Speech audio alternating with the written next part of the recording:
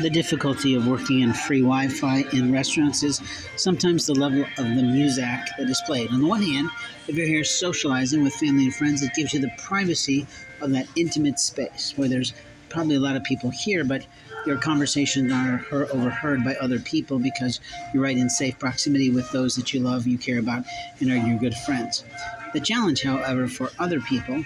is that when we're working, we can't always have the sanctity and the purity of safe space, meaning space of sound. Now, when we talk about the concept of sound, we know that there's inaudible spaces within the human brain in which things can be played at them to make them freeze or make them stop, or the long time standing running situation of a magician was to be able to make someone to cluck like a chink in some sort of a mesmerization or hypnosis technique. And most of us didn't want that to happen to us.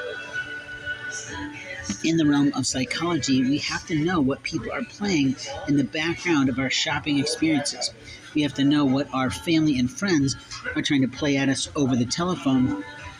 in the background noise or the shh sound that you might hear if somebody is actually playing something with water or with the air in our vehicle. We can be trained to fall asleep if we hear air with the windows open on our car, and many of us, like me, all year round prefer to drive a vehicle with windows open or a sunroof or moonroof open to have the fresh breeze coming through with us and to save a little bit in gas mileage, or miles per hour, if you will, because we're not guzzling as much gas with an air conditioning unit. It's very important when you're picking your used cars to consider those things of how do those